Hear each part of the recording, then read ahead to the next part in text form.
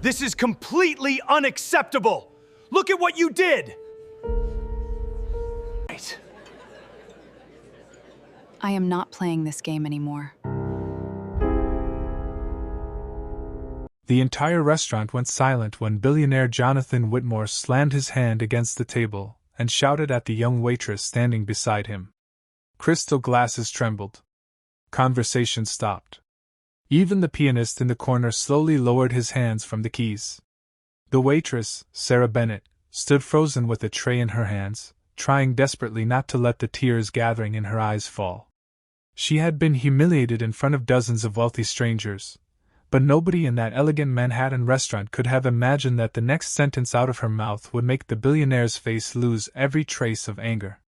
If you believe that kindness can change a person's life, that people deserve second chances, and that we should never judge someone by their clothes or their job, take a moment to like this video, share it with someone who believes the same, leave a comment, and subscribe to the channel for more stories that remind us that compassion still matters.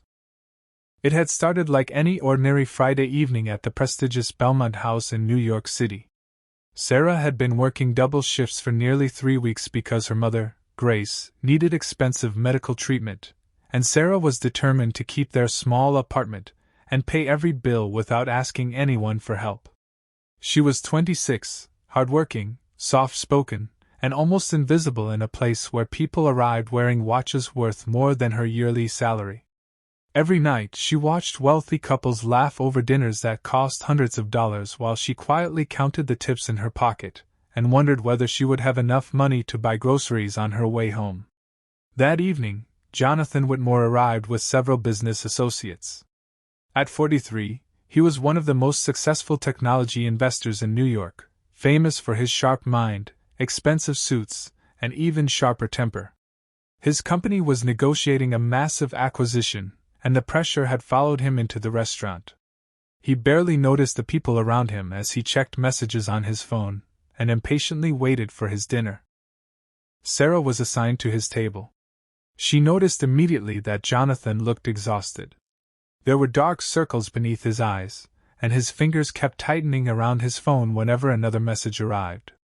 She quietly placed the menus down and gave him space, but before long, one of his business partners asked for a bottle of wine.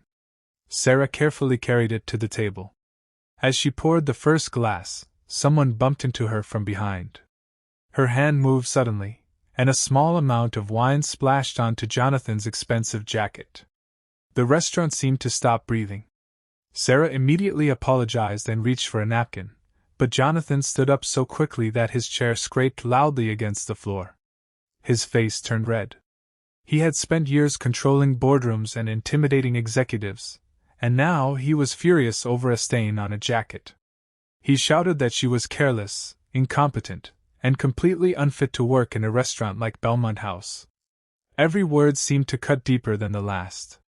Sarah lowered her eyes and tried to explain that someone had bumped into her, but Jonathan would not listen. His voice grew louder as customers turned in their seats to watch. Sarah's hands trembled. She thought about her mother waiting at home, about the medical bills on their kitchen table, and about how easily one angry customer could cost her the job she desperately needed. She swallowed her pride and quietly apologized again. Then Jonathan pointed at her and demanded that the manager fire her immediately. The manager hurried over, terrified of losing one of the restaurant's most valuable customers.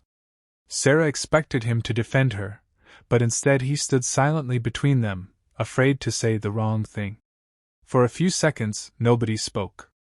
Then Sarah slowly lifted her eyes. There was something different in her expression now. The fear was still there, but beneath it was exhaustion, dignity, and a quiet strength that Jonathan had completely overlooked. She looked at him and said one sentence. "Sir, I understand that the stain on your jacket is temporary, but please don't make a permanent wound in someone's life because of it." The words were simple, but they landed harder than any insult could have. The entire restaurant fell silent. Jonathan stared at her. His mouth opened slightly, but no words came.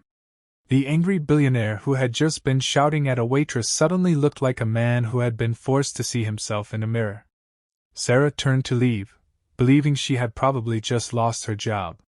But before she could take another step, an elderly woman sitting at a nearby table began quietly crying. She had watched everything. She explained that her late husband had once been a restaurant dishwasher, and that one compassionate customer had helped him when he was struggling. That small act of kindness had eventually changed their entire family's life. Jonathan looked around the restaurant. For the first time that evening, he noticed the people he normally ignored. The tired servers carrying heavy trays. The busboy rushing between tables. The elderly couple sharing one dessert. The young mother quietly feeding her child. Suddenly, the expensive jacket on his shoulders felt meaningless. Then his phone rang. It was his younger sister, Rebecca. Jonathan stepped away from the table and answered. Her voice was shaken. Their father, Michael Whitmore, had been taken to the hospital after collapsing at home. Jonathan's anger disappeared instantly. He rushed outside, but before leaving, he looked back at Sarah. She was standing near the kitchen entrance, trying to hold herself together. Jonathan realized something painful. He had spent years believing money could solve almost anything. Yet one sentence from a waitress had reminded him that money could replace a jacket, a car, or even a business deal, but it could never erase the pain caused by humiliating another human being. The next morning, Jonathan returned to Belmont House. Sarah was surprised to see him. He wasn't wearing an expensive suit this time. He had come simply to apologize. He admitted that his behavior had been cruel and that the stain on his jacket had become an excuse for anger he should never have directed at her. He offered to pay for the damaged jacket and, more importantly, apologized without expecting anything in return. Sarah accepted the apology, but told him something he would never forget. Sometimes people don't need money from someone powerful. Sometimes they simply need that person to remember they are human. Jonathan left the restaurant changed. A week later, he returned with an unexpected offer. Instead of giving Sarah money personally, he created a small emergency assistance fund for restaurant workers facing medical or family crises. Sarah became the first person to receive help from it, allowing her mother Grace to receive the treatment she desperately needed. But Jonathan didn't stop there. He began visiting shelters, supporting food service workers, and quietly helping employees who had nowhere else to turn. He never announced most of what he did because, for the first time in his life, he understood that kindness wasn't supposed to be a performance. Months later, Sarah was promoted to restaurant supervisor. Her mother recovered enough to return home, and Sarah continued working at Belmont House, but she was no longer invisible.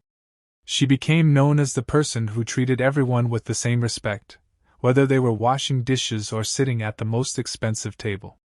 And Jonathan? He still became wealthy beyond imagination, but his greatest success was no longer measured in billions. It was measured in the number of people who felt seen because he had finally learned to see them. If this story touched your heart, please like the video, share it with someone who needs a reminder that kindness matters, and subscribe to the channel. Sometimes a single moment of compassion can change a life in ways we never expect. Before we end, I want you to leave a special comment. Kindness is never wasted. Write those words if you believe that everyone deserves dignity, no matter their job, their clothes, or their bank account. Because Sarah taught Jonathan something that money never could: a person may be poor in possessions and still be rich in character. And sometimes the quietest voice in the room carries the truth powerful enough to silence everyone.